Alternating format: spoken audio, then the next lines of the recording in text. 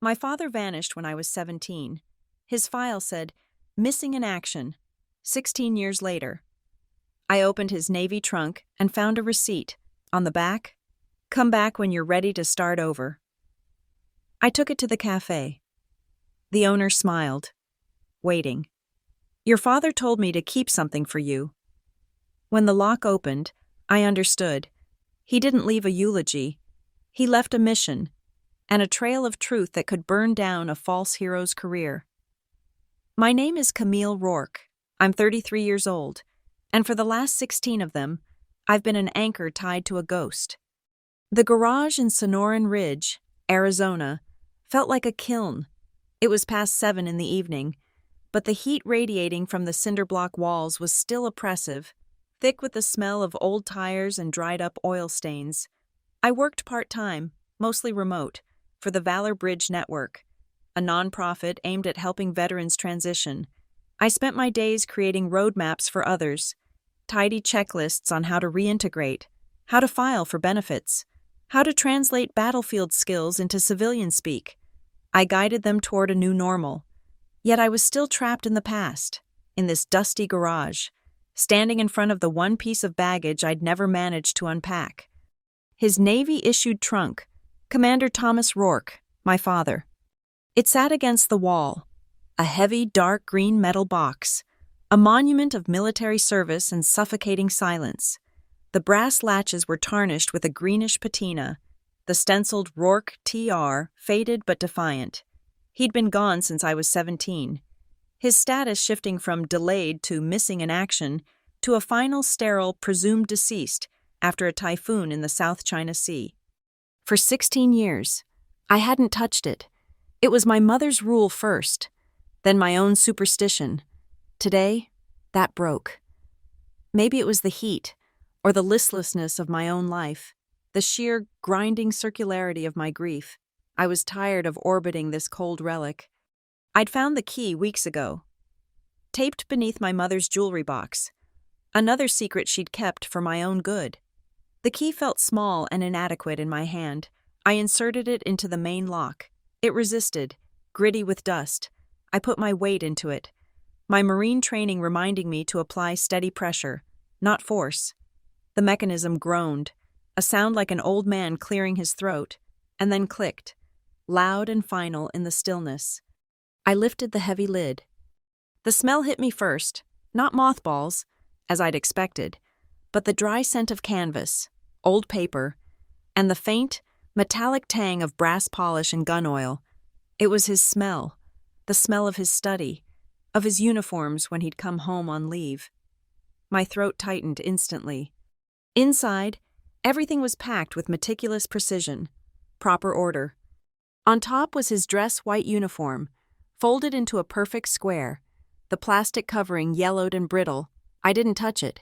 Beneath that, a velvet case holding his decorations, the Navy Cross, the Purple Heart, medals for valor, cold and heavy, meaningless physical proof of a man who'd simply vanished. I lifted the tray. The bottom layer was the man, not the officer, a worn leather logbook, its cover softened by sea air and the oil from his hands, a stack of star charts, bound with a rubber band that snapped when I touched it, his Zippo. I picked up the lighter, its brushed chrome cool against my sweaty palm. TR was engraved on the corner in simple block letters. I flicked the cap open. The familiar clink echoed in the small space. I thumbed the wheel. A single, weak spark failed to catch. Of course, the flint was dead. I set it aside and continued. A few books on celestial navigation, a framed photo of my mother and me at 10, gap-toothed and grinning, squinting into the sun. And then I saw it. It didn't belong. Tucked into the leather strap of the logbook, looking as out of place as a weed in a rose garden, was a single, folded piece of paper. It wasn't military issue. It was thin, almost translucent, and creased, a receipt. I unfolded it carefully. The paper was fragile. The top was printed in a cheerful, dated font. The next cup, with an address over in Mesa Vista. It was a coffee shop, wedged between a laundromat and an old bookstore. A place I'd driven past 1,000 times without a second glance. The receipt was for 1 black coffee. The total a measly $2.50. The date stamp was faint, but I could make it out. It was from 3 days before his ship, the USS Wallace, left on its final deployment. It was what was on the back that stopped my breath. A message, written in a clean, deliberate script that was not my father's sharp, angular print. It was looped and careful. Come back when you're ready to start over. I turned the paper over and over. Start over. The phrase was a bitter joke. It was the same hollow advice I dished out daily at Valor Bridge. Here are the resources to start over. Here is your checklist for a new life. My own life had been paused for 16 years, waiting for a man who was never coming home.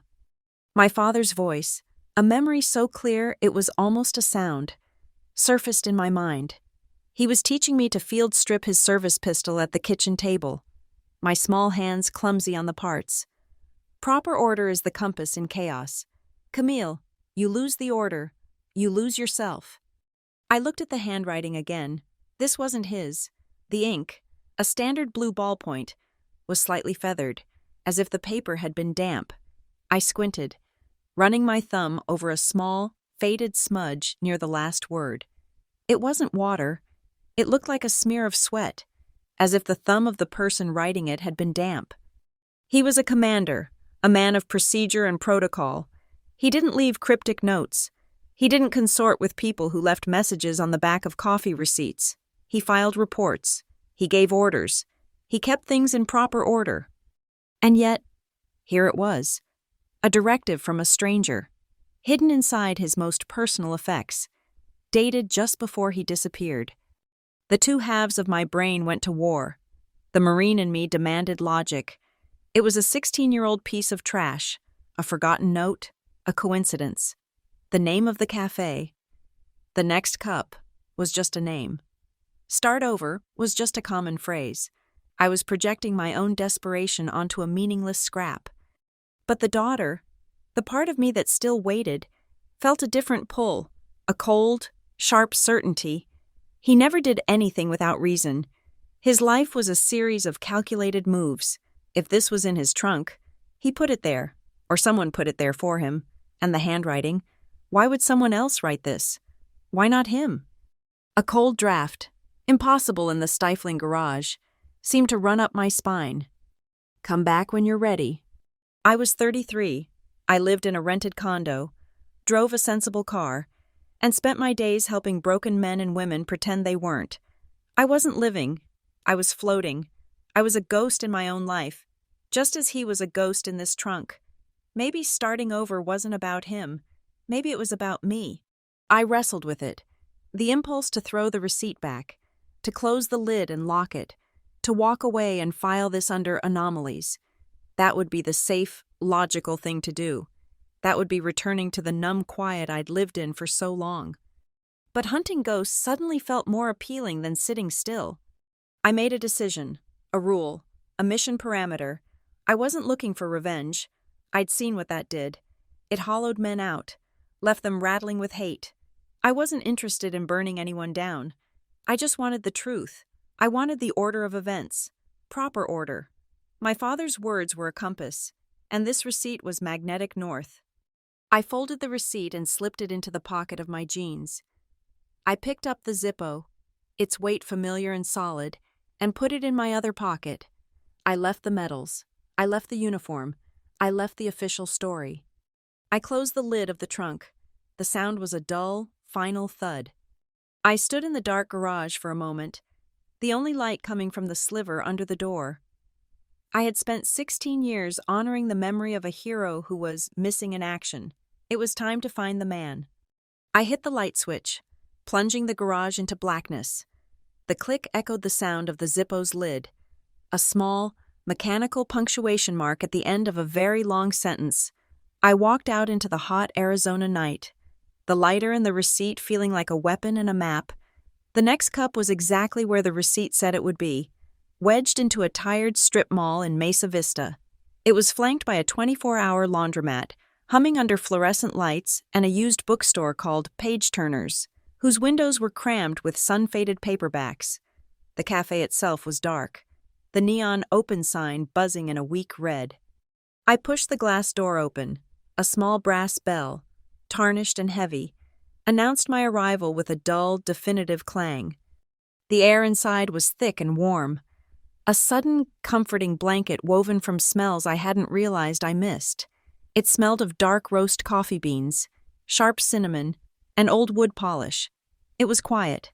A ceiling fan turned lazily overhead, stirring the warm air but providing no real relief from the Arizona heat I'd carried in with me. The place felt less like a business and more like a stage, meticulously set, waiting for the actors to arrive. There were half a dozen small, scarred wooden tables, but the room was empty save for one woman behind the counter. She was wiping down an espresso machine with a clean cloth, her movements economical and sure. She looked to be in her early 60s, her graying hair pulled back in a neat twist. When the bell rang, she didn't look up immediately. She finished her wipe, folded the cloth, and then turned. Her eyes were bright, startlingly clear, and they landed on me not with the mild inquiry of a shopkeeper, but with the quiet intensity of recognition. I approached the counter, the floorboards creaking slightly. My hand was damp as I reached into my pocket. I pulled out the folded, brittle receipt and placed it on the dark wood counter between us. She looked down at it. A small, almost imperceptible smile touched the corners of her mouth. She didn't seem surprised. She didn't seem confused. She simply looked at the paper, then back up at me. Her hands, I noticed, were steady, the knuckles slightly swollen with arthritis, but strong. "I found this," I said. My voice sounded too loud in the quiet room. "In my father's trunk, Commander Thomas Rourke." She nodded slowly, her gaze holding mine. "I wondered when you'd make it in." She reached under the counter and I tensed, the old Marine instinct flaring, my body cataloging exits. She ignored my shift in posture. Her hand reappeared, holding the receipt. She turned it over to the message I had memorized. "That's my writing," she said, her voice calm and low. "He asked me to write it down for him, said the date was important, said one day his daughter would come." The floor seemed to drop out from under me. "He said that? When? This receipt is from 16 years ago. His file says he was declared missing in action. How could he tell you I was coming?" The woman's expression softened, but her eyes remained sharp. "My name is June Marrow, your father. He was a man who liked to put things in their proper order. He knew chaos was always a possibility. He planned for it." She turned, walking to a small wooden cabinet behind the counter. She used a small key, retrieved from a hook, to open one of the drawers. "He told me to hold this," June continued, her back to me. "He said I wasn't to give it to anyone but the person who brought the receipt. He said I would know." She turned back, holding a small, dark wooden box, polished smooth with age. It looked like a humidor, simple and unadorned. She placed it on the counter next to the receipt. She didn't open it. She just looked at me. My heart was hammering against my ribs, a frantic, trapped bird. I reached out and lifted the lid. Inside, nestled on a bed of faded black velvet, were two items. The first was a Zippo. It was brushed chrome, identical to the one I'd found, but this one looked used, carried. The corners were softened from riding in a pocket. The TR engraving was the same, but fainter, worn by time in his hand. The second item was a small piece of paper, folded into a tight square. It wasn't a receipt. It was heavy bond paper, military grade, torn from a notepad. I picked up the Zippo. It was heavy. I flicked it open. It sparked instantly, the flame catching strong and yellow, smelling of butane. He had kept this one filled. I closed it and picked up the note. I unfolded it. The handwriting was his, unmistakable, the sharp, backward slanting, all-caps print I hadn't seen since the last birthday card he'd sent me from port. The ink was a fading black. "Start over" means tell the truth. A tremor ran through my hand. It wasn't a shock. It was a connection, a live wire, dormant for 16 years, suddenly carrying a current. "Tell the truth." The words were an order. "What truth?" I whispered. I looked up at June, my carefully constructed composure shattering. My father was a man of regulations. He followed the rules. He was a hero. June came from around the counter, picked up a heavy ceramic mug, and walked to a coffee brewer. She poured a stream of dark, steaming coffee. She placed it in front of me. "He was a man of principles," June corrected gently. "That's not always the same as following the rules." She slid the mug closer. "He liked it black, said it kept the mind clear." I wrapped my hands around the mug, the heat a welcome pain. "He sat right there," June said, gesturing with her chin to a small booth in the darkest corner of the cafe, the one overlooking the alley. "The day before he shipped out, the day he bought that coffee." I looked at the empty booth. I could almost see the shape of him, the set of his shoulders, his commander's cover resting on the table. "He was there for hours," June said, her voice dropping, becoming conspiratorial. "He wasn't alone at first. Another man was with him, an officer, younger. They were arguing, not yelling. Your father wasn't a yeller, but it was tense. The other man left angry. Your father. He stayed." She leaned against the counter. "He stayed until closing. He wrote a lot of things down. He drank 3 more cups of coffee, and then he came to me. He gave me that box, and he gave me the receipt. He told me," June said, her eyes locking onto mine, "that he had left one other item in my keeping, a bonded deposit. He said it was only to be opened when the right person came, with the key." I looked down at the items on the counter. The receipt, the box, the note, the Zippo. "This?" I asked, tapping the Zippo. "This is the key?"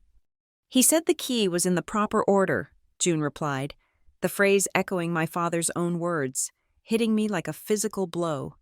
"He said you would know what that meant." I picked up the Zippo again, the one from the box. The flame had been real. I turned it over and over. "Proper order is the compass." My fingers traced the edges of the metal. It was just a lighter. But he didn't do things without reason. Everything had a place. Every piece fit. My thumb stalled on the bottom. The metal plate where the flint was replaced. It felt wrong. There was a seam. Not the usual circular plug, but a hairline rectangular seam near the hinge, almost invisible unless you were looking for it. I pressed my fingernail into the groove. It didn't budge. I pulled the Zippo from my own pocket, the one from the trunk, and used the corner of its casing, prying gently. A tiny metal plate, no bigger than a thumbnail, popped loose. It wasn't a micro key. It was a micro SD card slot, and it was empty. My gaze snapped back to the Zippo June had given me. The key. I repeated the process. I dug my nail into the identical seam on this Zippo, the one he had carried, the one that lit. The tiny plate clicked open. Inside, glinting in the dim cafe light, was a tiny black micro SD card. "Proper order," I said, the words dry in my mouth. The trunk held the message.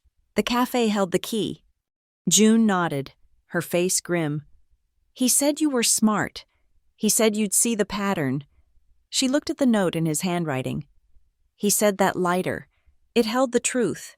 And the truth, Camille, is rarely simple and almost never kind." I held the tiny micro SD card between my thumb and forefinger. It was absurdly small, almost weightless, yet it felt heavier than the trunk I'd opened. "This is the key," I said, the words tasting strange. June nodded, her gaze fixed on the chip. She didn't ask to see it. She just needed to know I had found it. She had fulfilled her part of the watch. "He said the key would prove it was you," she said. She knelt, her joints protesting with a quiet groan, and reached far under the main counter. Past the stacks of napkins and boxes of stir sticks, I heard a metallic scrape. She pulled out a heavy steel-gray box. It wasn't a cheap cash box. It was a fireproof, bonded security safe, the kind used for high-value deposits. It was coated in fine dust. She produced a key, a physical, high-security skeleton key, from a chain on her belt. "He said the key," she clarified, tapping her temple. Would tell you what to do with the deposit. She inserted her key into the lock. It required 2 full turns, the mechanism resisting before giving way with a series of loud, heavy clacks that echoed in the empty cafe. The bolts retracted. She lifted the thick lid and pushed it back on its hinges, revealing the contents. This was no one's memory box. It was an evidence locker, a dead drop. My hands were steady. The Marine in me took over, separating Camille, the daughter, from Rourke, the investigator. I cataloged the contents with cold precision. There were only 3 items inside. The first was a stapled packet of standard government paper, maybe 20 pages thick. The cover sheet was a Form 1995E, the standard header for a preliminary loss inquiry. Preliminary loss inquiry, USS Wallace. A date from 16 years ago, across the top. The word classified had been stamped in red, then crossed out with a thick black marker. Below it, unclassified redacted, was stamped in purple. I lifted it out. The report was a document that had been intentionally mutilated. It was a monument to silence. Entire paragraphs were solid black bars, names, dates, ship coordinates, and every single line item under conclusions and recommendations were gone, obliterated by the redactor's pen. It was a professional, bureaucratic, go away. The second item was a photograph, a standard 4x6 color print from a disposable camera, the date in the corner glowing orange, 2009. It was my father. He was younger, his face less lined, smiling in his khaki service uniform, the commander's eagle glinting on his collar. His arm was slung familiarly over the shoulders of another man, a younger officer. This man was sharp, handsome in a conventional way, with the kind of polished, confident smile that looked like it had been practiced in a mirror. I turned the photo over. On the back, written in a neat, unfamiliar block print, were 2 lines, USS Wallace, 2009, and a name, Lieutenant CMDR, Graham Voss. The third item was another scrap of paper, torn from the same heavy military-issue notepad as the note in the Zippo box. It was his handwriting. Just 4 words. Don't let silence win. I laid the 3 items on the counter, side by side. The mission brief, the target, the battlefield. I picked up the redacted report again, the name Voss now burning in my mind. I scanned the pages of bureaucratic jargon, searching for anything the redactor might have missed. And I found it. Buried on page 4, under a section titled 4.A, Pre-Incident Logistical Review. A single line of text had survived, probably deemed too technical to matter. Item 4A, E, Review of Safety Drill Postponement. Refn Typhoon Warning 3B, Logistical Override 22B1. A safety drill, postponed, during a typhoon warning. My father would never have authorized that. He was a zealot about safety protocols.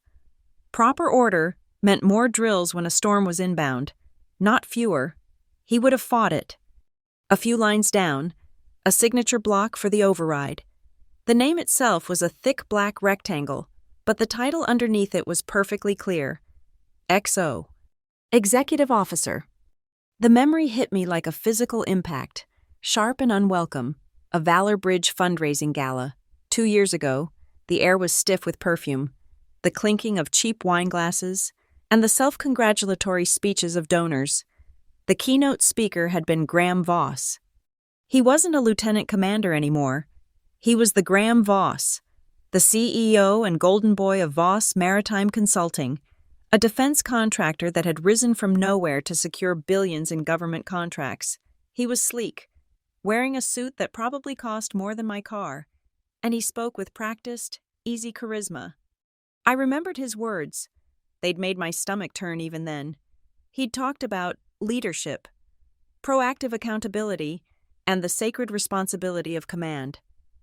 He'd built an entire brand on being the man who understood risk and protected his assets. After his speech, one of our board members, eager to make connections, had pulled me over. Mr. Voss, I'd like you to meet Camille Rourke. Her father was Commander Thomas Rourke, served on the Wallace. I watched his eyes. He shook my hand. His grip was firm, dry, and utterly impersonal. His eyes, clear and blue, swept over me. They were the eyes of a man looking at a chair, a table, a piece of decor. There was no flicker of recognition, no shadow of sympathy, no acknowledgement of the shared ship, the shared history, or the name of the man who had died under his command. I was invisible. He'd seen the name Rourke, and it meant nothing to him. Or it meant everything. "Camille?" June's voice pulled me back. My hands were gripping the edge of the counter, my knuckles white. The coffee mug was cold. "His title," I said, my voice low and thick. Voss was the XO. I looked at the items again. The pieces clicked into place with the sickening finality of a bolt locking. My father objected to postponing the drill.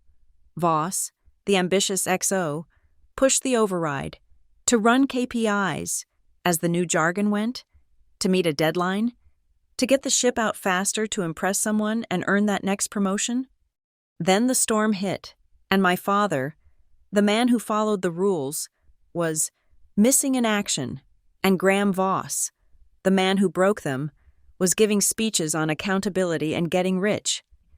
"He let him die," I whispered.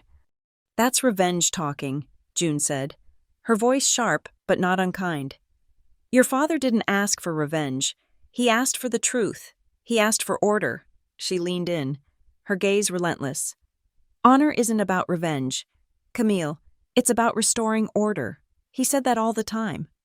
She was right. The anger was a fire, but I couldn't let it burn. I had to channel it. The Marine clicked back into place. Emotion is a liability. This is an operation. "Do you have any plastic bags?" I asked. "Like Ziploc bags." She nodded, retrieving 3 from a kitchen drawer. I took out my phone. I laid each item flat on the dark wood counter, the afternoon light catching the details. I photographed everything, my movements precise, like I was documenting a crime scene. 1. The report cover. Click. 2. The redacted page with the override reference. Click. 3. The photograph. Front. Click. 4. The photograph. Back. With the name. Click. 5.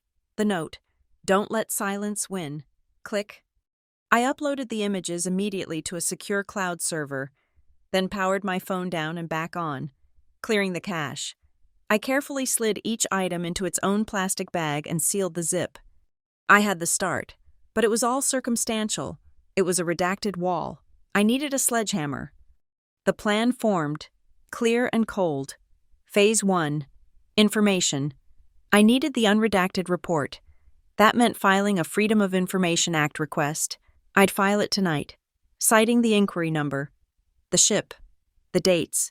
They would drag their feet. They would send me more black ink. But it started the clock. Phase 2. Personnel. The report was paper. I needed people. I needed witnesses. Who else was on that ship?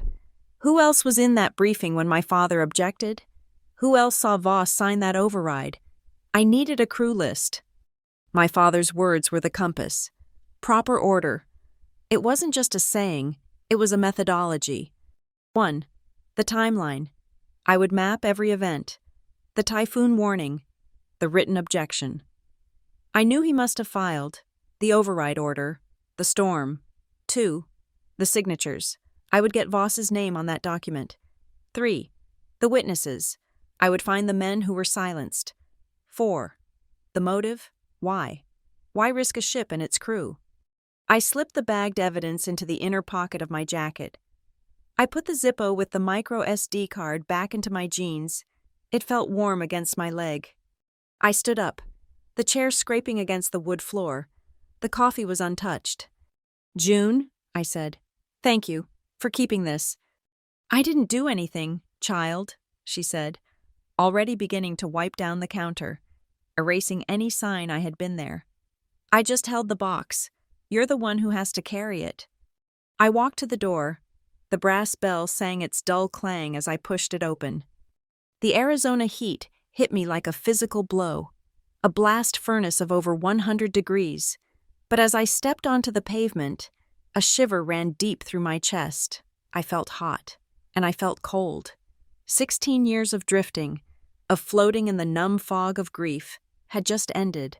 The fog was gone, burned away by a single, sharp objective. I had a mission. I had a target. I finally had a compass. My anger was a cold, efficient engine. I got back to my condo, locked the deadbolt, and went straight to my laptop. The rage didn't make me sloppy. It made me precise.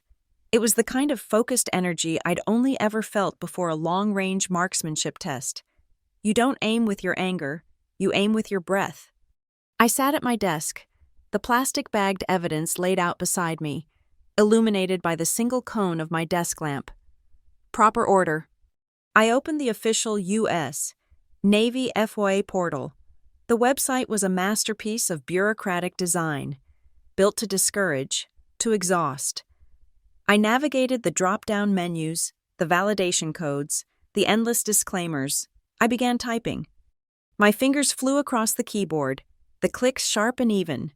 Request type, Freedom of Information Act, Form 1995E, Agency, Department of the Navy, Office of Naval Records and Archives.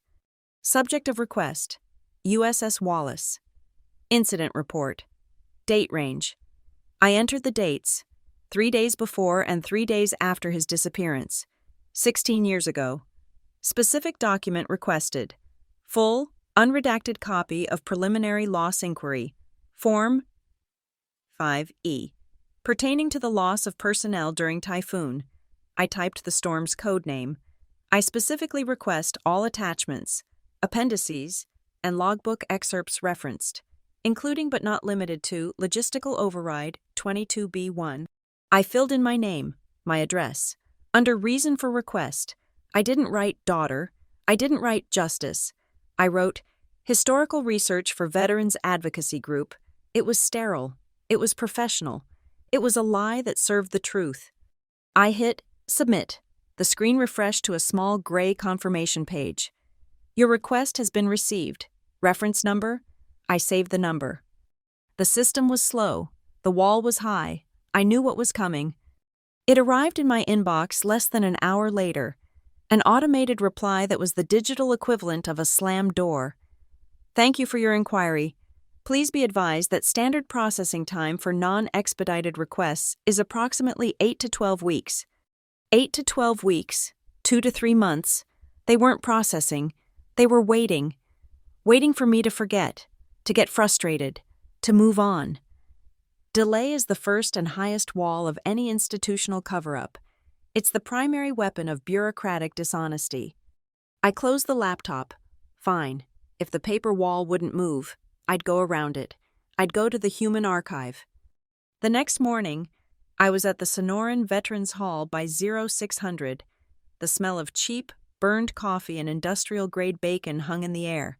It was the weekly pancake breakfast, a gathering of old warriors from 3 different generations, all trading war stories and complaining about the VA.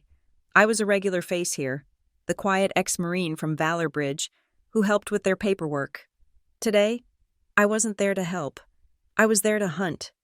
I scanned the room, a sea of gray hair, camouflage ball caps, and disabled vet license plate jackets. I was looking for one man. I found him in a back corner, holding court at a table of old Navy men. Chief Petty Officer, retired, Avery Ortega. He was a broad, solid man in his late 50s, his dark hair streaked with gray, his face a map of sun-scorched skin. He'd been a bosun's mate, a deck ape, and he'd served on the Wallace. I'd heard his stories, but I'd never pushed, until now. I grabbed a styrofoam cup of the battery acid coffee and approached. "Morning, Chief. Mind if I join?" Ortega's eyes crinkled. "Rourke, pull up a chair. Grab some of this questionable syrup." I sat. The others at the table nodded, then went back to their argument about the new F-35s. I waited for a lull. "Chief," I said, keeping my voice low, "I need to ask you about the Wallace, about the last deployment." His smile faded. The crinkles around his eyes vanished, replaced by a flat, assessing stare. "That's a long time ago. Camille." "I know. going through my father's things. I found some notes I don't understand, about a safety drill. Ortega put his fork down. The metallic clink on the ceramic plate was loud. He looked at his hands, then at me. Your father was a good man, a by-the-book man. I know, I said. He was worried about a new maintenance schedule. He thought it was cutting corners before the typhoon warning. Ortega's head snapped up, his eyes bored into mine. Where did you hear that? He wrote it down. Ortega leaned in. The rest of the table faded away. He more than worried about it. Camille, he fought it. He went straight to the XO, told him it was reckless, that pushing the maintenance schedule to get out of port faster was going to put the crew at risk, especially with that storm spinning up. My heart hammered. And the XO?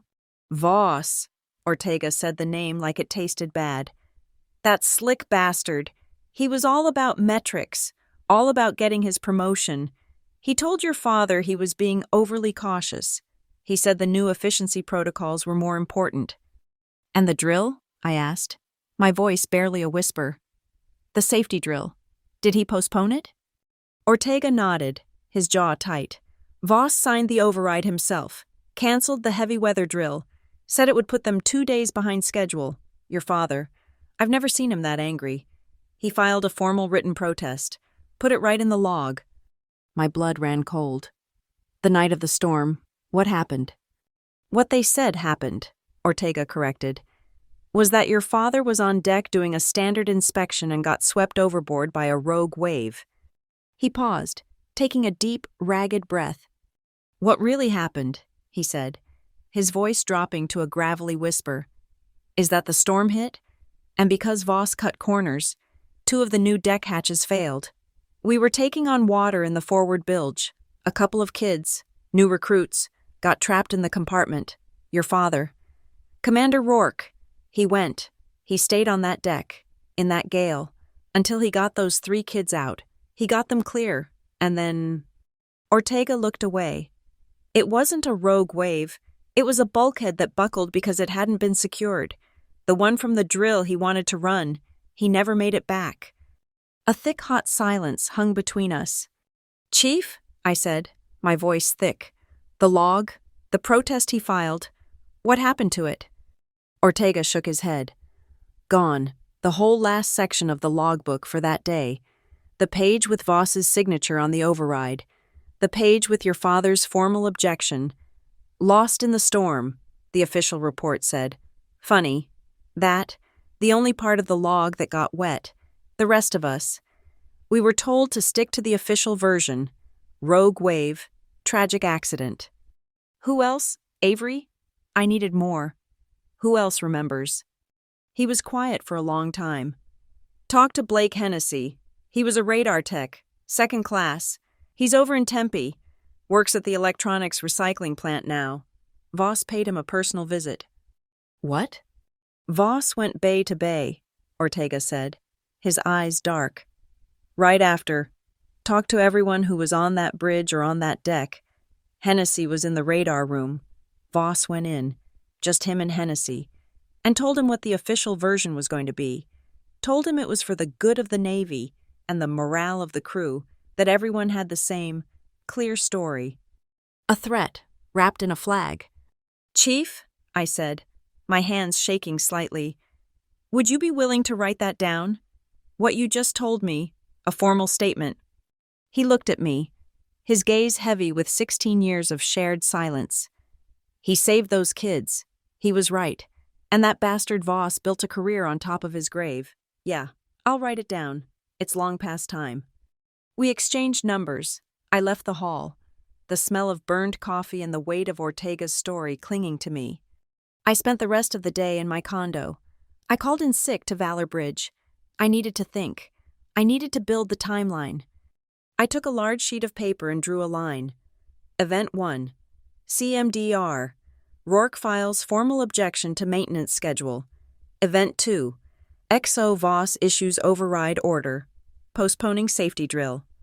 Signature. Event 3. Typhoon hits. Hatches fail. Event 4. CMDR. Rourke killed securing compartment. Event 5. Voss orders, official version, event 6, log page with signatures, objection plus override, disappears. It was a chain of causation, a perfect, terrible order. But I was missing the physical proof. I had Ortega's word. I would get Hennessy's. But I needed the paper. I needed the signature. That night, I went to pick up a pizza, too exhausted and raw to cook. When I came back to my car, parked in the dim light of the strip mall lot, I saw it. A plain white envelope, no name, no stamp, just tucked under my driver's side windshield wiper. My heart leaped into my throat. I looked around. The parking lot was nearly empty. A few cars, a few people walking. No one was looking at me. I got in my car, locked the doors. My hands were trembling again. I tore the envelope open. Inside was a single sheet of paper. It was a photocopy, but a clean one. It was a standard naval logbook page. It was dated. It was from the USS Wallace. My eyes scanned the entries. Standard notations about weather, course, and speed, and then, halfway down, 1430, heavy weather drill, Refuge 4C, postponed by order of XO. 1432, formal objection noted by CO, Refuge CMDR, T. Rourke, Typhoon warning 3B, 1435, drill postponement confirmed and overridden by XO Voss. And there it was, his signature, Graham Voss, not a black bar, not a redacted smudge, a clear, arrogant signature. Tucked behind the log page was a small, blue sticky note. On it, in the same careful, looped handwriting I'd seen on the back of the receipt, were 7 words.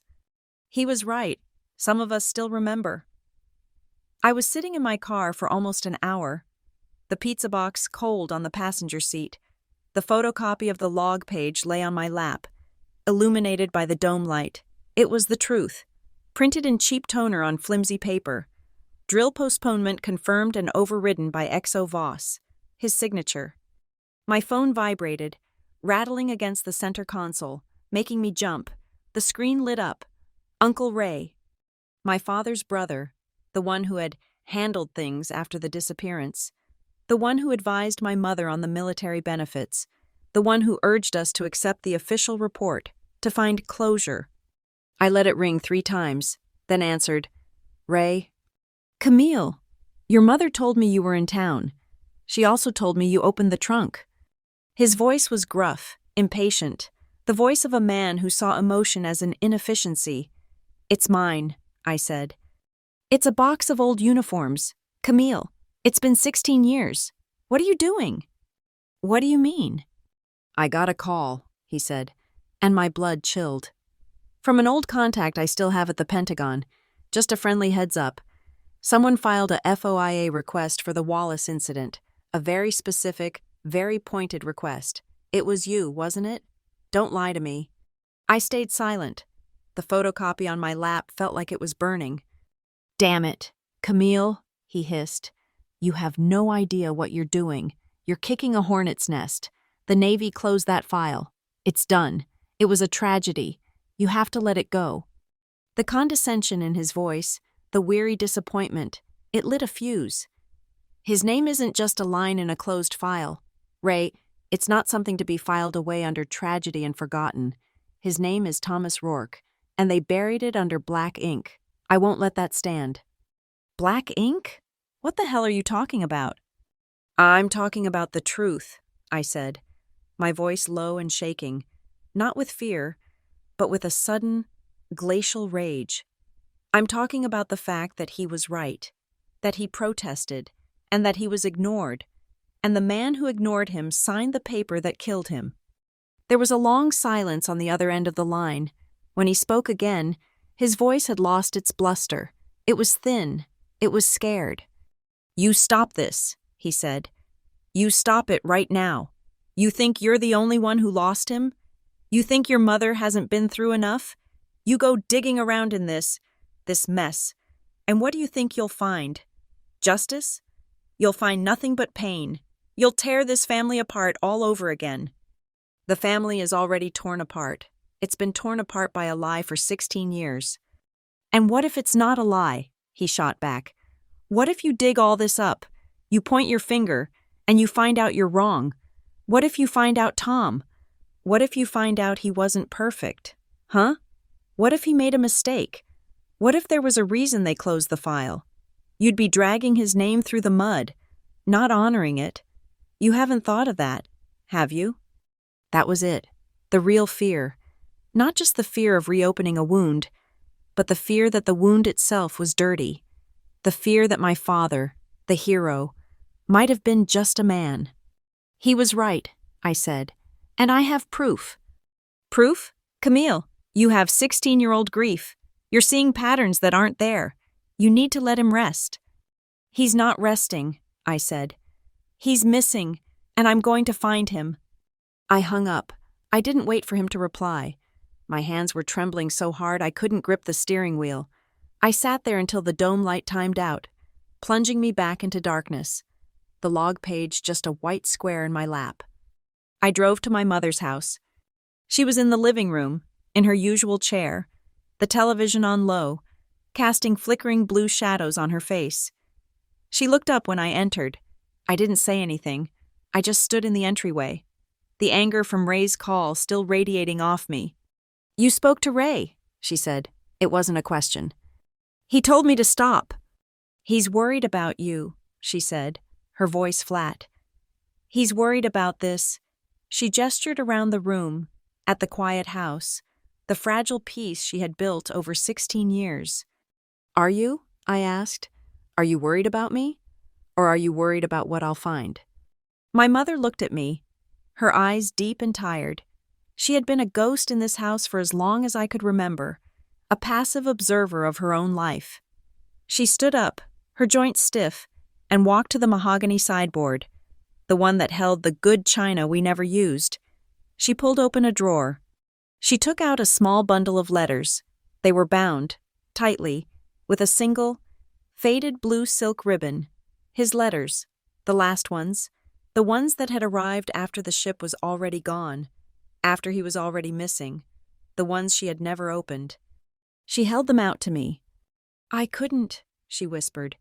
"If I read them, then there would be no more. It would be the end." I looked at the packet. This was her closed file. This was the silence Ray was trying to protect. "Mom," I said, my voice cracking. "He didn't just disappear. He was silenced. They covered it up. The man who did it he's famous now. He gives speeches." She flinched, pulling the letters back, holding them to her chest as if they were a shield. "Please, Camille, don't make me live it again." I saw it then. It wasn't just fear. It was a choice. She had chosen to live with the hero, the martyr, the man swept away by a rogue wave. It was clean. It was tragic.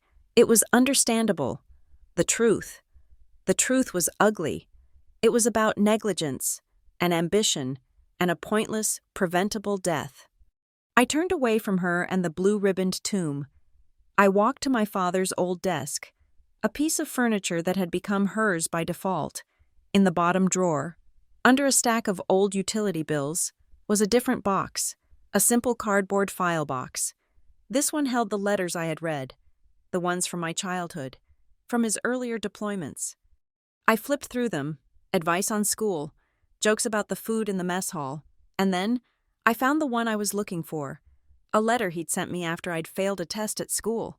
When I tried to blame the teacher, his familiar, sharp handwriting filled the page. I read the line I had memorized. "Honor isn't about an absence of fault. Camille, a man can make a mistake and still have honor.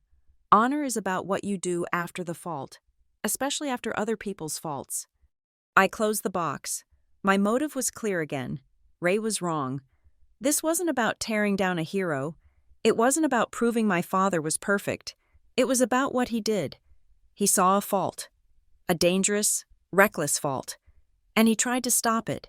He had honor. Graham Voss had ambition. And the Navy had chosen to honor the wrong man. "I'm not doing this to hurt you," I said to my mother's back. "I'm doing it to restore him. I'm doing it to finish what he started." She didn't turn around. She just stood there, clutching the unopened letters. I walked out, leaving her in the blue light of the television. I didn't sleep that night. I sat at my laptop, the photocopy of the log page taped to the wall above my screen. I was researching Blake Hennessy, the radar tech. I was building my witness list. My anger had cooled and hardened. It was no longer a fire. It was a tool. Around 2 a.m, an email pinged in my inbox. The subject line was sterile. Response to FOIA request. Reference number. My heart stopped. 8 to 12 weeks. That's what they said. This was too fast. A fast no is worse than a long maybe. It means the door isn't just closed. It's welded shut. I opened the email. Your request has been processed. Please find the attached responsive documents. This request is now considered closed. Attached was a single PDF. I clicked it. It was the report, all 20 pages, and it was an insult. It was exactly what I had seen in June's safe, but worse, it was a sea of black ink. Every single line of text on every single page was redacted. They hadn't just hidden the conclusions, they had hidden the questions. It was a solid wall of classified silence. It was the government's middle finger. I scrolled through the pages, my fury mounting. Page 1, black. Page 2, black. Page 7, black. But they had gotten sloppy. The FOIA officer who had wielded the black marker was thorough, but the person who scanned the original document was not. At the very bottom of page 4, the page I knew, from my redacted copy, referenced the drill. The black redaction bar stopped just a millimeter too high. It exposed the document's footer. And in the footer, in tiny, 9-point type, was the internal routing code. DOC. Ref. 22B1. Logistical override. VOS. G. XO. Approved. Timestamp. I looked at the timestamp. 1437. I looked at the photocopy taped to my wall. Drill postponement confirmed and overridden by XO VOS. 1435. They were 2 minutes apart. The time it took for the log to be signed, and the time it took for the official order to be digitally filed. The government, in its haste to tell me nothing, had just confirmed everything. They had officially, legally confirmed that Voss was the one who authorized the override. A new strategy clicked into place. My anger didn't turn into rage. It turned into tactics. They had welded the front door shut. They thought I would go away, but they had just handed me the blueprints. The system would never, ever admit it was wrong. The paper trail would always lead to another locked door. So I would stop talking to the system. I would start talking to the witnesses, and I would make them listen. I picked up my phone. I had one more call to make. It rang twice. The next cup. June's voice was awake, alert. It's Camille. They sent me the file. It's a wall of black ink. But they made a mistake. They left his name on the footer. As your father would say, June replied, pride makes people careless. They won't talk, I said. The system is protecting him. So I'm changing the battlefield. I'm taking it public. I'm going to find the witnesses. I'm going to bring it into the light. There was a pause on the line. The sound of the cafe, the hum of the old refrigerator. Be careful. Camille, June said, her voice soft but stern. You have the truth, but the truth can be used in 2 ways. Light heals, fire consumes. Your father wanted to tell the truth. Make sure you're not just trying to burn his killer to the ground. Proper order, I said, not revenge. Choose the light, child, she said, and hung up. I looked at the photocopy on the wall. I looked at the PDF on my screen. I had the witness. I had the signature. I had the motive. It was time to make them public. The Mesa Vista Citizens Forum was held in the glass and steel atrium of the municipal building, a place designed to look transparent and open, but which always felt cold. Tonight, it was packed. Graham Voss was the keynote speaker for their quarterly Leadership in Industry series. I'd seen the flyers, a professionally shot photo of him, jaw set, eyes looking confidently into the future, the tagline, Leadership is Accountability, printed beneath his name. The irony was a physical sickness in my throat. I wasn't there as Camille Rourke, the part-time veterans advocate. I was there as Commander Rourke's daughter, and I was there as a Marine. I had spent an hour getting it right. My Class A dress uniform, the blue-black jacket, the red striped trousers, the gleaming brass buttons. I'd measured the placement of my own ribbons with a ruler. It had been years since I'd worn it, but the heavy wool settled on my shoulders with a familiar weight. It was armor. It was a standard. It was a visual reminder of the code he had lived by and the one Voss had betrayed. I stood in the lobby, near the main exit, and waited. I didn't listen to the speech. The distant sound of his amplified, charismatic voice rolling through the open doors. I just watched the program. 7 p.m., speech. 7:45, Q&A, 8 o'clock, reception and mingle. At 5 minutes past 8, he emerged, flanked by two men in dark, expensive suits who looked more like bodyguards than lawyers. Voss was glowing, shaking hands, accepting the congratulations of the town's local business leaders.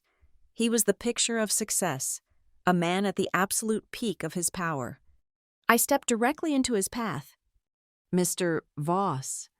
My voice wasn't loud, but it was clear. It cut through the polite lobby chatter. He stopped. The smile was fixed on his face, ready for another admirer. He looked at me, his eyes sweeping over the uniform with mild approval, probably assuming I was there as part of a military honor guard. "Good to see you, Marine," he said, extending his hand. I didn't take it. Instead, I held up the photocopy of the log page. I'd folded it so his signature was the only thing visible. "Do you recognize this?" The smile wavered. His eyes snapped from my face to the paper. He knew it instantly. The blood drained from his face, leaving his manufactured tan looking sallow under the bright lobby lights. He didn't say a word. The man on his left, the lawyer, stepped forward, placing a hand on Voss's arm as if to steady him. "Mr. Voss is not taking unsolicited questions at this time." "This isn't a question," I said. My gaze locked on Voss. "It's a document. From the USS Wallace, the one that was lost in the storm." Voss found his voice. It was strained, a thin, reedy version of the confident boom from the auditorium. "I have no idea what you're talking about. This is completely out of context. This is harassment." "Is it?" I unfolded the paper to show the full log. The lobby had gone silent. The only sound was the click, click, click of a local newspaper photographer's camera. Context is everything. The crowd was turning. The murmurs started. "Who is that?" "What did she say?" "The Wallace?" From the back of the atrium, an older man in a VFW cap stood up from a reception table. "Let her speak.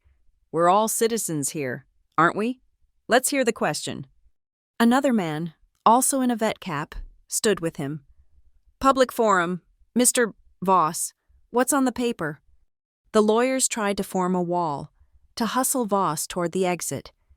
"This is a private security matter." I didn't move. I didn't raise my voice.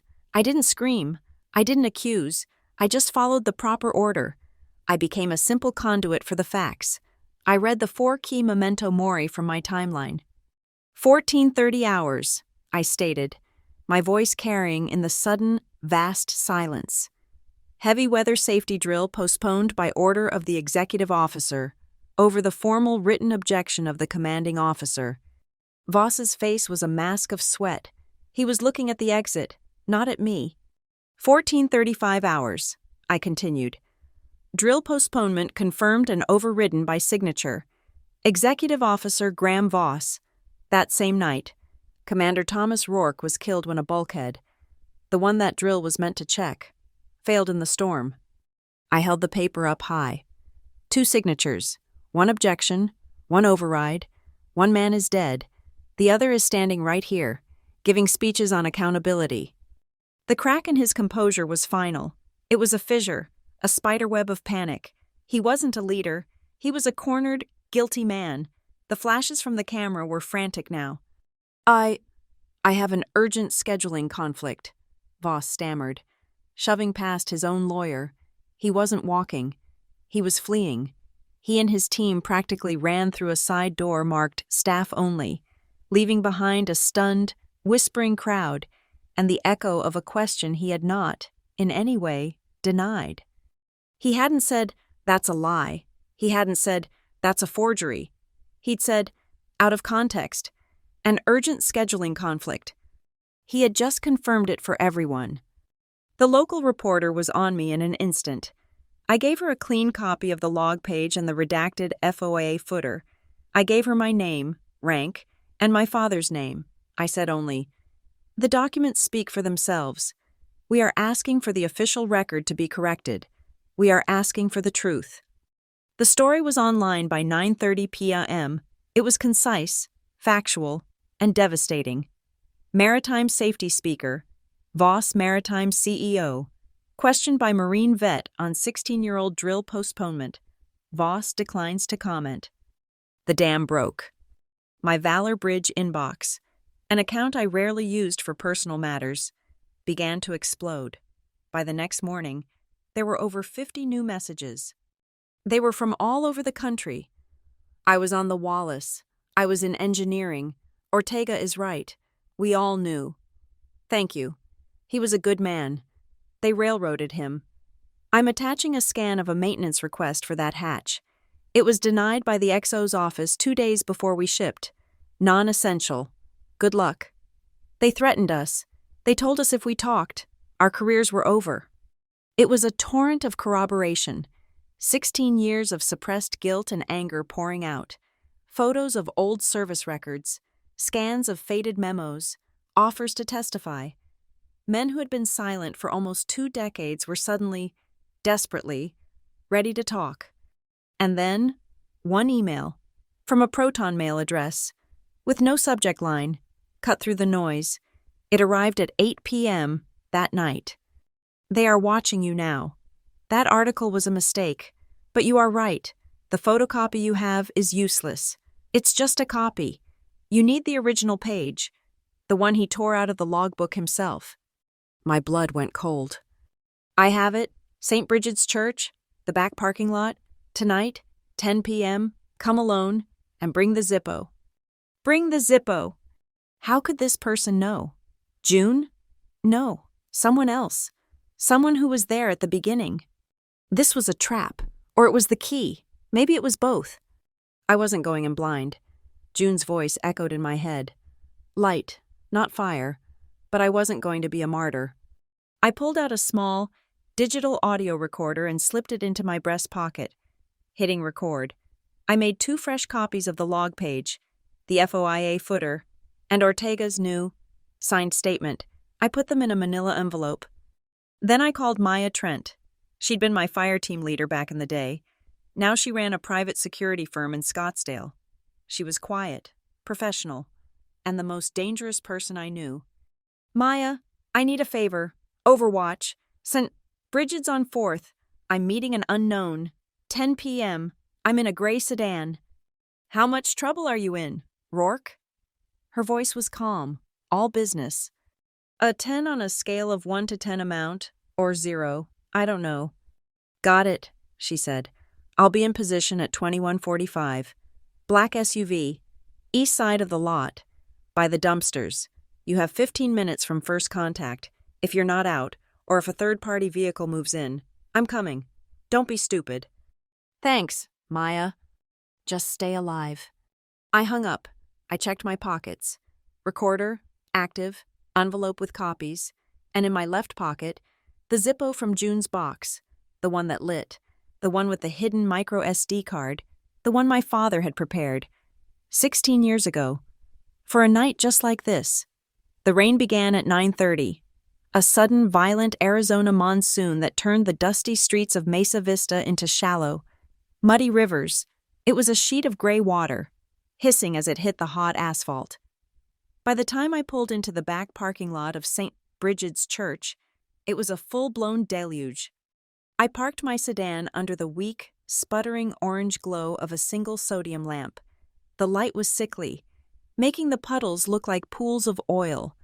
I killed the engine at 9:50. The sudden silence was replaced by the deafening drumbeat of rain on the car roof. I was alone. My eyes scanned the perimeter. The lot was empty. A black square bordered by the dark brick of the church and a chain-link fence. Then I saw her, a black SUV, parked deep in the shadows by a row of overflowing dumpsters. Maya. She was invisible unless you were looking for her. I took a deep breath, my own breath fogging the inside of the windshield. At 10 o'clock on the dot, a shadow detached itself from the darker shadow of the church's rear entrance. It was a man, running low and fast, his head down, clutching a thin jacket over his head. He ran straight to my car, his face a pale blur, and yanked on the passenger door handle. It was locked. He hammered on the glass. I hit the unlock button but didn't lower the window. He scrambled inside, bringing with him the smell of wet wool and sheer animal panic. He was in his late 30s, maybe early 40s, with thinning hair plastered to his scalp and the haunted, sleepless eyes of a man who's been looking over his shoulder for too long. He was shaking, water dripping from his chin onto his lap. Are you Rourke?" he stammered, his teeth chattering. "I am. And you're the one who sent the email. My name is Eli Ward. I was a quartermaster, on the Wallace." He was breathing hard, his gaze darting from my face to the rearview mirror, to the rain-lashed darkness. "You work for Voss Maritime now," I stated.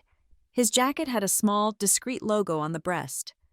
He flinched, as if I'd struck him. "Maintenance. I sweep the floors. I take out the trash. He likes to keep us close, the ones who remember." "Why are you here, Eli?" "They're shredding," he whispered, his voice cracking. "Since your article, the one in the paper, Voss's security chief, he ordered a full digital and physical purge of all Wallace archives.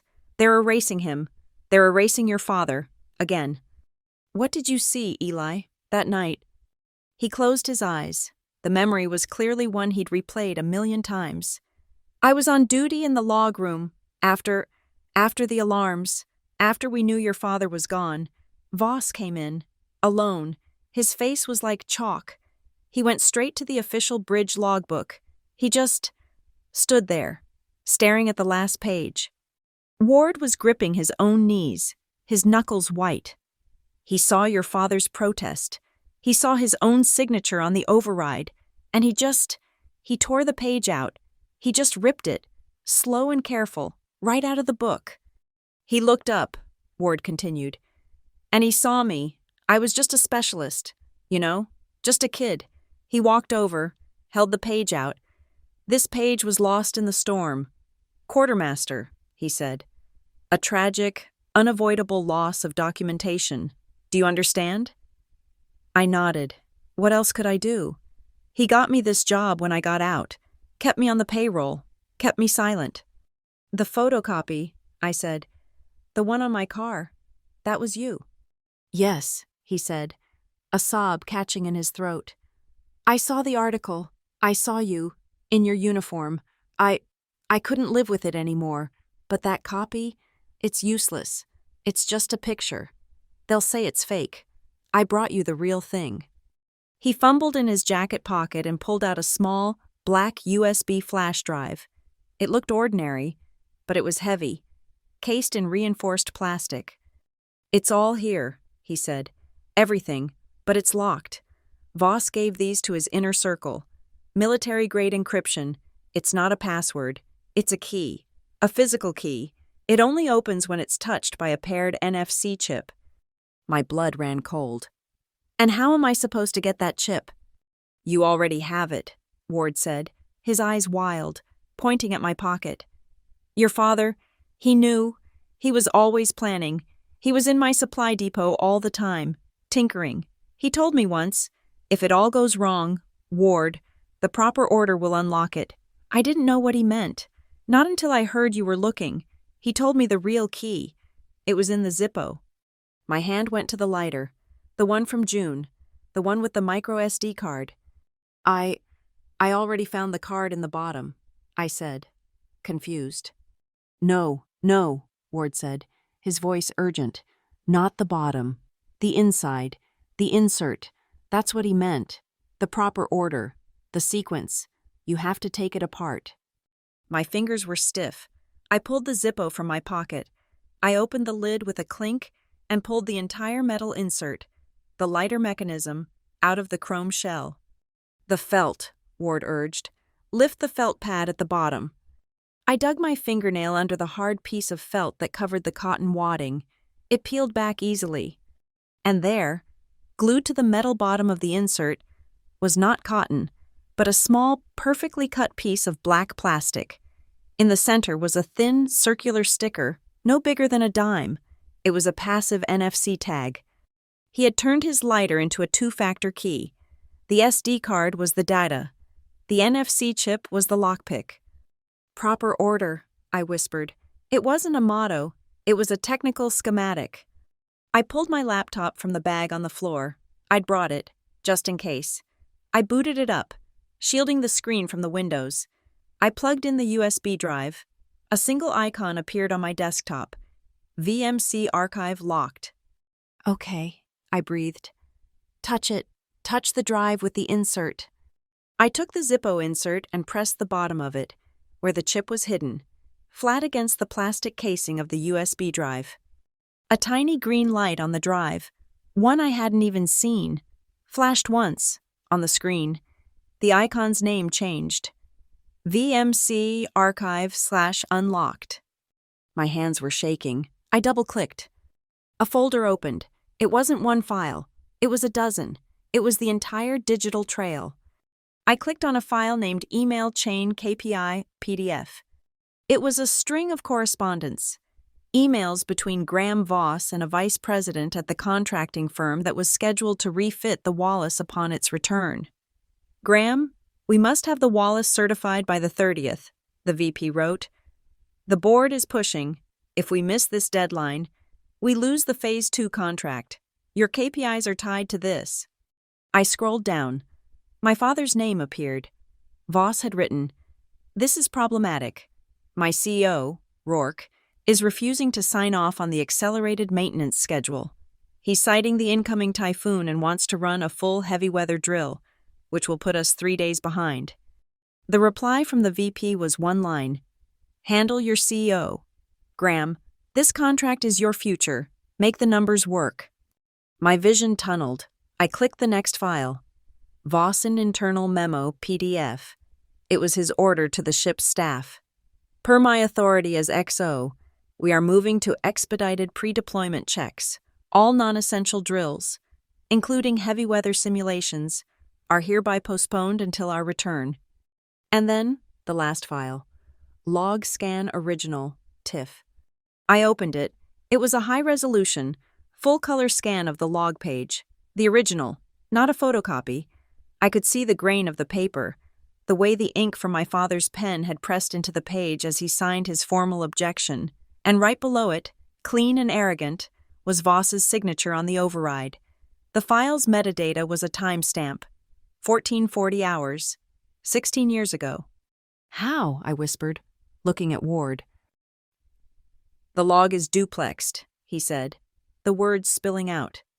When he ripped out the paper page, he didn't know the system auto-scans a digital copy to the ship's internal server every hour. He erased the server, but not before I'd copied the archive. I've had this for 16 years, too scared to use it, too guilty to delete it. Headlights. They were bright, flooding the car, blinding me. A heavy, black SUV, not Maya's, had pulled into the lot, blocking the only exit. Ward let out a short, choked scream. "That's them! That's his security chief's car! Oh, God! They followed me!" The SUV's high beams pinned us. 2 rabbits in a trap. 2 men got out. They were big, dressed in dark raincoats, their faces shadowed. My training slammed into place. "Stay down! Eli!" I barked. I threw the laptop into his lap. "Hold that!" I jammed the key in the ignition and slammed the car into reverse, my tires spinning in the wet gravel, ready to ram my way out, to go through them. A horn blared. Tires screamed. From the darkness by the dumpsters, Maya's SUV roared to life, Her high beams flashed on, not at us, but at the two men, catching them in a crosslight. She didn't block the exit. She floored it, her engine roaring, and drove straight at the two men. They scattered, diving away from the charging vehicle. Maya didn't stop. She spun the wheel in a controlled drift, her heavy SUV sliding sideways on the wet pavement, positioning her vehicle perfectly between the men and my car, a moving metal shield. My phone, which I'd left on an open line in the cup holder, crackled. "Go, Rourke, go now!" I didn't need to be told twice. I yanked the wheel, slammed the car into drive, and hit the gas. I cut across the parking lot, bounced hard over the curb, and fishtailed onto the street, the tires screaming. I looked in my rearview mirror. It was a standoff. Maya's SUV was nose to nose with the other, high beams blazing, horns blaring. The two men were scrambling back to their vehicle, but she had them pinned. We were clear. She saved us," Ward breathed, clutching the laptop to his chest. "That's what Marines do," I said, my voice shaking now that the adrenaline was fading. I took a sharp right, then a left, navigating the rain-slicked suburban streets, making sure we weren't being followed. "Eli," I said, "you're not safe. They won't just let you go." "I know," he said. He looked at the glowing laptop screen. "I'll testify. I'll tell them everything. Just get me protection. Get me a lawyer. Get me whistleblower status." "I will," I said. "I promise." I gripped the steering wheel, my father's Zippo still sitting in the cup holder. It wasn't just a lighter. It was his last will and testament. It was the key, the map, and the evidence. He hadn't just left me a mission. He'd left me the entire kill chain, in proper order. The 3 days after the parking lot were a blur of adrenaline, stale coffee, and the clicking of keyboards. Maya had driven Eli Ward directly to a safe house, one of her corporate transition apartments, and I went to find a lawyer. Maya knew one. She's not cheap, and she doesn't like losing. Maya had said, "Her name is Iris Kincaid. She specializes in whistleblower protection and suing the federal government. You'll like her." Iris Kincaid's office was on the 20th floor of a glass tower in Phoenix, a sterile, silent space that smelled like industrial carpet cleaner and expensive paper. She was a tall, severe woman in her 50s, with gray hair cut into a sharp, geometric bob. She wore no jewelry, and her eyes, behind wire-rimmed glasses, were the color of slate. I sat across from her massive, empty desk. I didn't tell the story, I just laid out the facts. I pushed the manila envelope across the desk. I plugged in the USB drive, touched it with the Zippo insert, and turned the laptop to face her. She listened for 1 hour without a single interruption. She read the KPI emails. She examined the high-resolution log scan. She read the redacted FOIA report with the exposed footer. Her face was impassive. When I finished, she tented her fingers and was silent for a full minute. "This isn't a case, Ms. Rourke," she said finally, her voice crisp. "This is a detonation. Mr. Voss isn't just a CEO. He's a federal contractor with over $2 billion in active accounts. You're not accusing a man. You're accusing an asset." "He's a criminal," I said. "He's responsible for my father's death, and he built his career on the lie that covered it up." "That's emotion," Iris said, tapping the USB drive. "This is leverage. I will file for immediate federal whistleblower protection for Mr. Ward. We will get his testimony on video, under oath, today. As for you, what is your objective? A lawsuit? Money?" "My objective," I said, leaning forward, "is the truth. I want the official record corrected. I want my father's name restored. I want Voss stripped of the honor he stole. And I want it done in the light, where everyone can see." Iris almost smiled. "An idealist. How refreshing. It will also make you a very dangerous opponent." She agreed. Her first act was to take Eli Ward's deposition. We did it in her conference room, with a certified court reporter and a videographer. Eli was pale, but he was steady. He recounted seeing Voss tear the page from the logbook. He explained how he had copied the server archive before Voss had it professionally erased. He held the USB drive up to the camera. His testimony was a lock. Her second act was to turn the conference room into a war room. We bought a massive whiteboard, 6 feet wide. We spent the next 48 hours building the timeline, pinning the evidence to the board like a prosecution team. We created the proper order. At the top, in red marker, motive. We pinned the KPI emails. Make the numbers work. Handle your CO. Next, in blue, action. We pinned a printout of the log page scan. Drill postponement confirmed and overridden by XO Voss. Next, in black, consequence. We pinned a photo of my father. We wrote, Siemder T. Rourke, KIA, hatch failure. Finally, in gray, cover-up. We pinned the redacted FOIA report. We pinned the summary of Eli Ward's testimony. We pinned the statement from Chief Ortega, which he had gladly signed. And we pinned the new affidavit from Blake Hennessy, the radar tech, who confirmed under oath that Voss had personally intimidated him into sticking to the official version. The board was a complete, irrefutable story. It was the chain of custody for a 16-year-old crime. Now what? I asked. Now we light the fuse, Iris said. We assembled 6 identical 3-inch thick binders. They contained everything. Every affidavit, every email, every scan, every transcript. We sent 2 by secured courier to the Office of the Naval Inspector General. We sent 2 to the Defense Contract Oversight Committee, the civilian body that had the power to suspend Voss's contracts. We sent 1 to the senior senator for Arizona, a known hawk on military accountability, and we kept one, which Iris locked in her firm's safe. The packages are delivered, Iris said. 2 days later. The clock is ticking. Now we wait, and we say nothing. The counterattack came sooner than we expected. It wasn't from the Navy. It was from Voss. A courier arrived at my condo. He handed me a thick, cream-colored envelope, heavy as a brick. It was from a law firm in Washington, D.C., one with 25 names on the letterhead. It was a cease and desist. It was 22 pages of the most vicious, threatening language I had ever read. It accused me of defamation, libel, slander, and tortious interference with Mr. Voss's business. It called my evidence fabricated, stolen, and maliciously misrepresented. It called me a disgruntled and emotionally unstable family member who was lashing out from a place of unresolved grief. It threatened me with a civil suit for $50 million. My hands were shaking. This was the monster my uncle had warned me about. This was the hornet's nest. They had infinite resources. They were going to bury me in legal fees, drown me in motions, and paint me as a crazy woman obsessed with the past. I called Iris. Her voice was calm.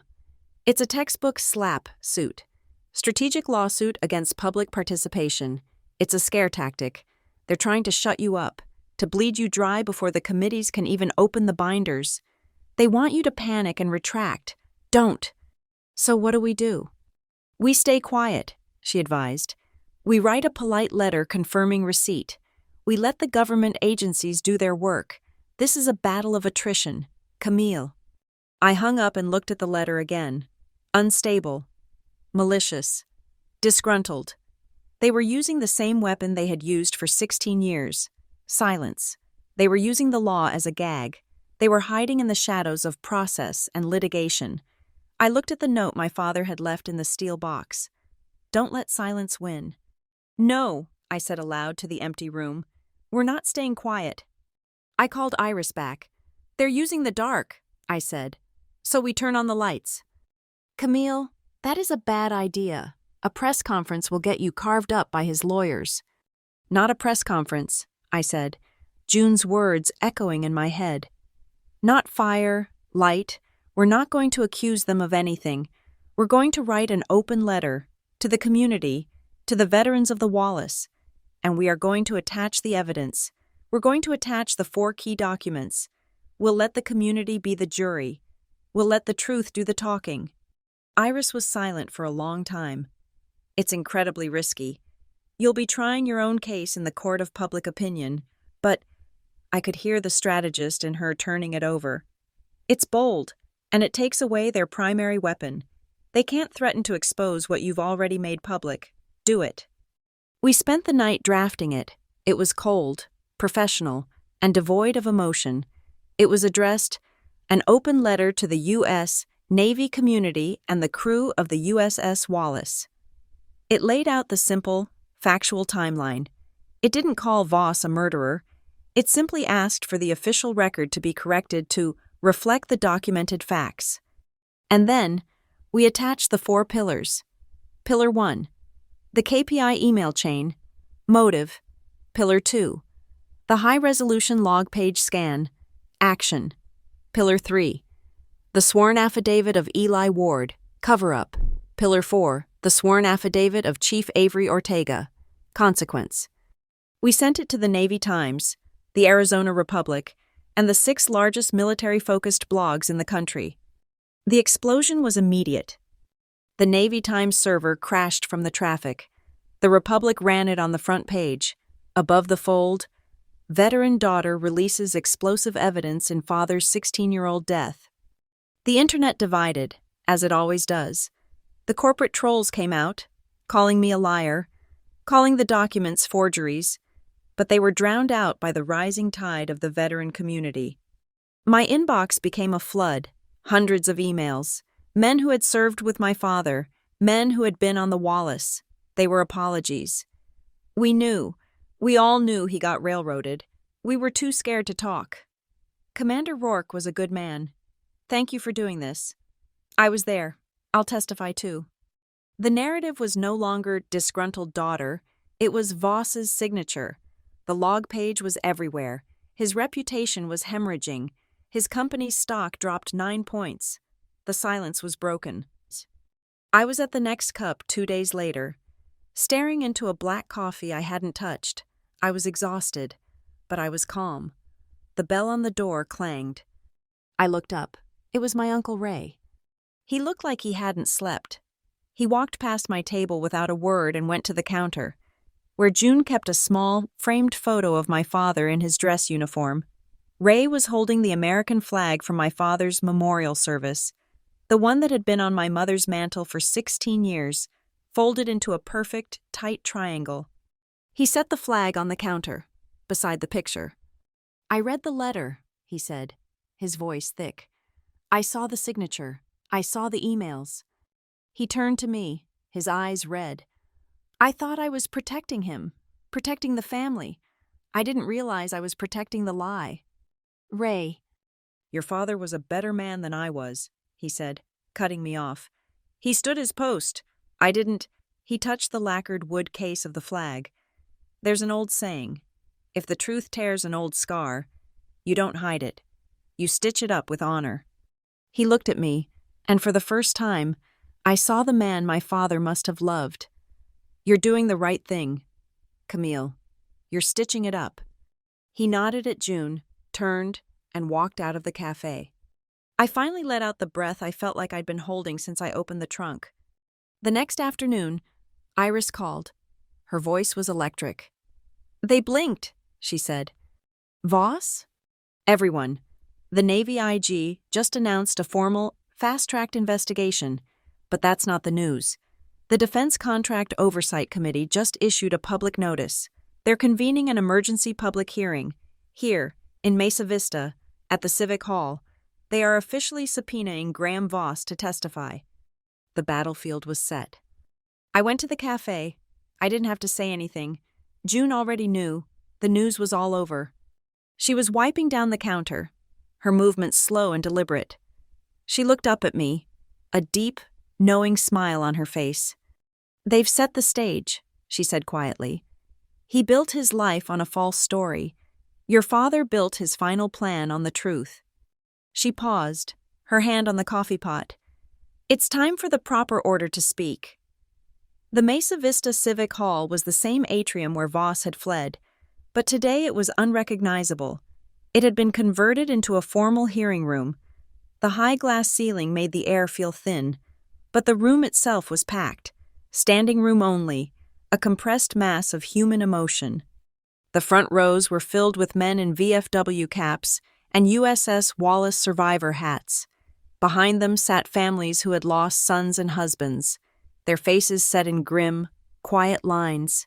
The press, both local and national, lined the aisles, cameras poised, and at a long table to the left, Graham Voss sat, surrounded by a phalanx of gray-faced lawyers in identical gray suits.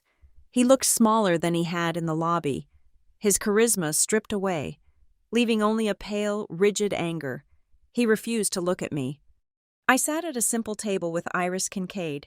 I was in civilian clothes. My uniform had done its job. Today was for the facts. A woman in a dark suit, the chairperson of the Oversight Committee, banged a gavel. The sound was flat and final. This hearing is now in session. I will remind all parties. This is not a trial. This is a fact-finding inquiry. We are here to review evidence pertaining to defense contracts held by Voss Maritime Consulting and any related historical conduct that may impact that contract's good faith clause. We will have order. We will stick to the facts. There will be no outbursts. Her eyes found mine. Ms. Rourke, your counsel has submitted a request to present a narrative framework. The committee has approved it. You may proceed. I stood. I walked to a large digital display, the click of my heels the only sound in the vast, silent room. I held a small remote. I looked at the committee, not at Voss. Thank you, Madam Chairperson. The facts of this case are not complex. They follow a simple, four-step sequence, a proper order. I clicked the remote. The screen lit up. At the top, in bold, black letters, the proper order. Step 1, the warning. I clicked again. The KPI email chain appeared on the screen. The one from the contractor. Handle your CO. Make the numbers work. Commander Thomas Rourke filed a formal written objection to an accelerated maintenance schedule and the postponement of a heavy weather safety drill, citing an incoming typhoon. Step 2, the override. I clicked.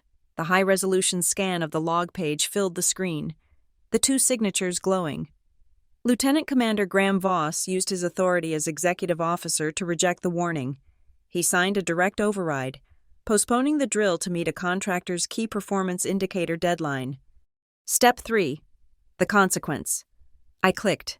The screen showed a schematic of the Wallace's forward deck. During the typhoon, the exact hatches that were scheduled for inspection in that drill failed. The ship took on water. My father, Commander Rourke, was killed while evacuating 3 crewmen from a flooding compartment. Step 4, the cover-up. I clicked. The redacted FOIA report appeared, the one made of solid black bars. The log page containing both the objection and the override was physically removed. Witnesses were instructed to adhere to an official version of events, that Commander Rourke was swept overboard by a rogue wave. I turned back to the committee. The rest of our presentation will simply be to provide the evidence for these 4 steps. We are not here for revenge. We are here to correct the record. I sat down. The silence in the room was heavy, brittle. The committee calls Chief Avery Ortega, the chairperson said. Ortega walked to the table, his back ramrod straight. He took the oath. Iris stood. Chief Ortega, you were on the deck the night of the incident? I was, Ortega said, his voice a low gravel. I was a bosun's mate, first class. I was with Commander Rourke. Please tell the committee what you saw. Ortega looked at his hands, then up, his gaze finding the families of the fallen. The storm was bad, worse than they said. The alarm went for the forward bilge. We were taking water fast. The comms were down. The commander grabbed me and 2 others. He told us to get the manual override for the bulkhead. When we got there, 3 kids, they couldn't have been more than 19, were trapped on the other side. The water was rising. It was at their chests. He paused, swallowing. The commander, he didn't hesitate. He told me to prep the seal. He went in. The pressure was fighting him. He shoved the first kid out, through the hatch, into my arms. He shoved the second one. He shoved the third. He was halfway back through himself when the main bulkhead buckled. The pressure change was instant. Ortega's voice broke. He cleared his throat. It was like a gunshot. The pressure drop. It sealed the hatch. It trapped him. He was on the wrong side of it. We tried, but he was gone. He didn't get swept overboard. He died, on the other side of a steel door, saving his men, because that drill wasn't run. A sob, quickly muffled, came from the front row. The committee calls Blake Hennessy. Blake was nervous, a civilian now, his hands twisting a baseball cap. He was sworn in. Mr. Hennessy, Iris said, please tell the committee about your conversation with then-Lieutenant Commander Voss after the incident. Blake nodded, his eyes fixed on the table. He came to the radar room. It was maybe 6 hours after. We were all still in shock. He came in alone. He told me and 2 other techs that for the good of the Navy and for the morale of the crew, it was important we all had the same story. He said the official report would read, "Lost at sea, rogue wave." He said it was a no-fault tragedy and that any conflicting reports would be deeply unhelpful to the investigation. Was that a request, Mr. Hennessy? Iris asked. No, ma'am, Blake whispered. It was an order. Voss's lead lawyer finally stood up. Objection. This is hearsay. This is the recollection of a junior enlistee from 16 years ago, a man who clearly holds a grudge. The chairperson sighed. Your objection is noted for the record, Counselor, but this committee will hear the testimony. Proceed. The committee calls Eli Ward. Eli looked like he was going to be sick. He was shaking so badly he could barely take the oath. He sat, clutching his hands. Mr. Ward, Iris said, her voice gentle. You were the quartermaster on duty in the log room? Yes, ma'am. And you have submitted this digital file, marked as Exhibit C, to the committee? Yes, ma'am. Please explain what it is. It's the hourly duplex scan from the ship's server. It's the full-color, high-resolution scan of the log page, the one he tore out. Who, Mr. Ward, who tore it out? Eli's gaze darted to Voss. He flinched. Him, Lieutenant Commander Voss. He came in, he saw me, and he ripped the page right out of the book. He told me it was lost in the storm. He gave me this job in his company, to keep me quiet. Voss's lawyer shot to his feet. This is an outrage. This is a complete fabrication. This scan is a forgery. It's digital noise, created by a disgruntled ex-employee and a woman obsessed with a family tragedy. It has no provenance, no chain of custody. It's inadmissible. The room erupted. The chairperson hammered the gavel. Order! Order! She looked at Iris. Counselor, your opponent makes a valid point. This scan is the linchpin of your narrative. How do you respond to the charge that it is a forgery? Iris Kincaid didn't even look at the lawyer. She looked at the chairperson. We do not need to respond. Madam Chairperson, the committee can verify it for itself. We provided the unencrypted file to your staff 2 days ago. I believe you have an expert present? The chairperson nodded. The committee calls Dr. Eris Thorne, head of our digital forensics division. A man in a rumpled suit stepped forward and was sworn in. He looked like a college professor, and he carried a tablet. Dr. Thorne, the chairperson said, you have examined Exhibit C? I have. And what did you find? Dr. Thorne put on his glasses.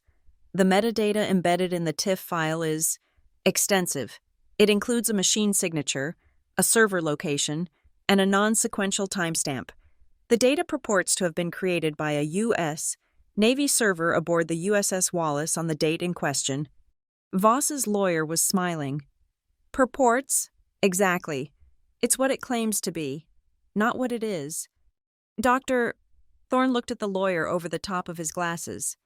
I was not finished, Counselor. The file also contained a cryptographic hash, a digital fingerprint.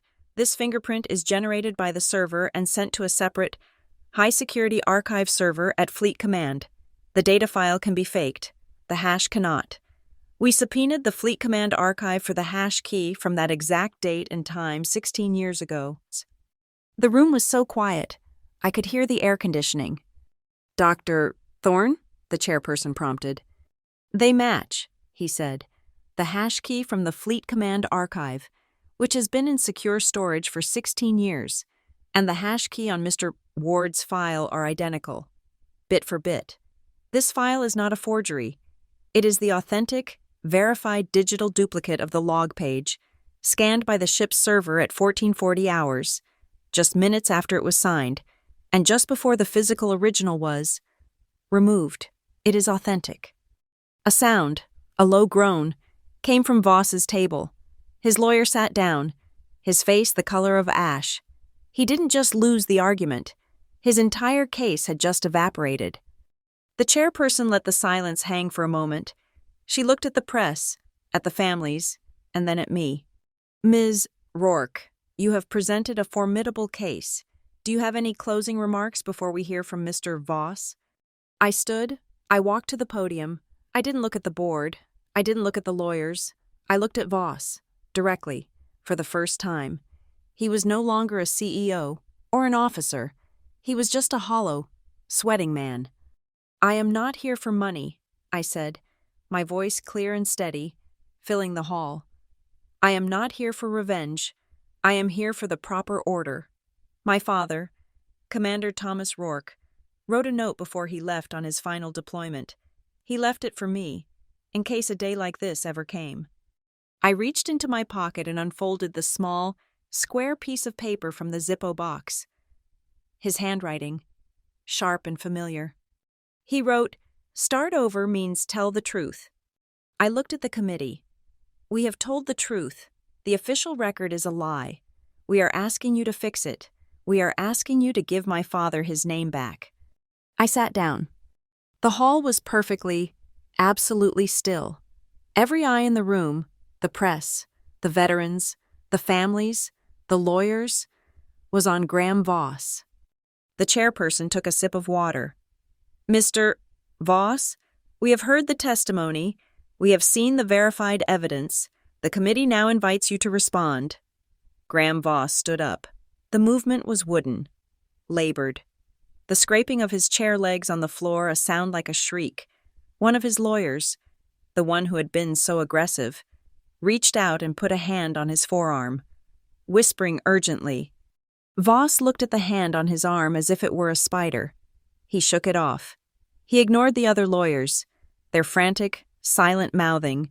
He looked past me, past the committee, to the back wall, where the memorial photos of the fallen sailors had been mounted. The entire packed hall held its breath. The silence was absolute, a heavy, pressurized void waiting to be filled. When he finally spoke, his voice was not the confident boom of the CEO. It was a dry, broken rasp. It was the sound of a man who had been hollowed out from the inside. I postponed the drill, he said.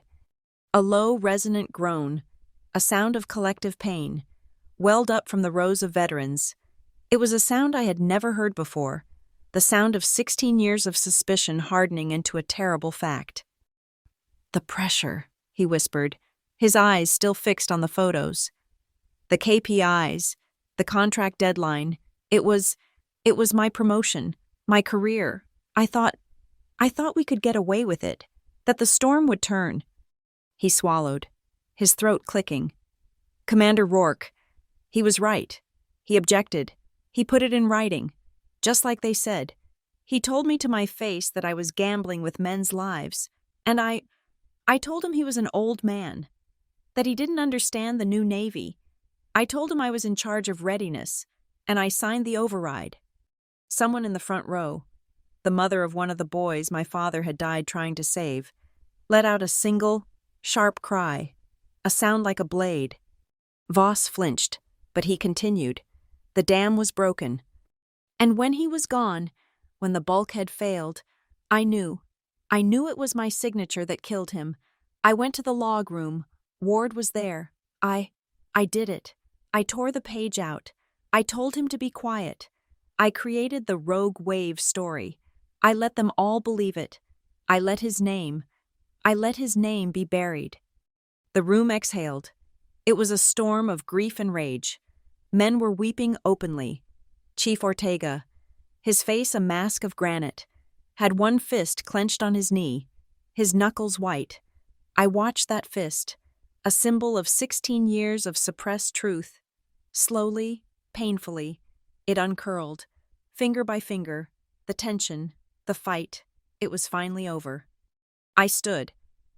Iris put a restraining hand on my arm, but I didn't feel it. I took 2 steps forward, into the open space between the tables. I wasn't looking at Voss. I was looking at the committee, at the families. "We are not here for his destruction," I said, my voice steady, carrying over the quiet sobs. "We are here for my father's restoration. We only ask that you return the name and the honor to the man who earned it." I sat down. The chairperson, her face set, raised her gavel but did not strike it. She looked at the papers in front of her. She was no longer running an inquiry. She was delivering a verdict. In light of the verified evidence submitted by counsel, the corroborated testimony of multiple witnesses, and the public confession of Mr. Graham Voss, she said, her voice sharp and official, "This committee makes the following recommendations, effective immediately." She paused, looking directly at the press table. 1. That the Department of the Navy correct the official service record of Commander Thomas Rourke, striking the lost at sea designation and replacing it with killed in action in the line of duty while performing heroic acts to save his crew. 2. That the Inspector General open a formal investigation into the willful suppression of safety protocols aboard the USS Wallace and the subsequent cover-up, to include a review of all officers involved. 3. That this entire file, including the verified digital evidence and the testimony of criminal conduct, be transferred to the Judge Advocate General's Office for military judicial review and potential prosecution. She took a breath, her gaze shifting to the gray-faced lawyers. And 4. This committee will recommend to the Department of Defense a full and immediate suspension of all active contracts with Voss Maritime Consulting, pending a complete and total review of its corporate leadership and ethical failures. It was a total cleansing, a complete restoration of the proper order. Graham Voss did not protest. He made no sound. He simply collapsed into his chair, a puppet with its strings cut. His lawyers were already closing their briefcases, their faces grim. They were no longer defending a client. They were escaping a blast radius. The room was still. Into that quiet, a new figure moved. My Uncle Ray. He stood and walked slowly, deliberately, toward the witness podium. He was holding the folded triangular flag from my father's memorial service. He did not look at me. He did not look at Voss. He walked to the podium and placed the flag on its polished wood surface, the symbol of the official honor my father had been denied for 16 years. I stood, and I followed him.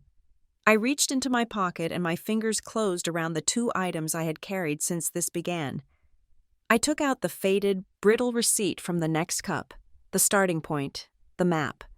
I placed it on the podium, right next to the heavy formal silk of the flag, the beginning and the end.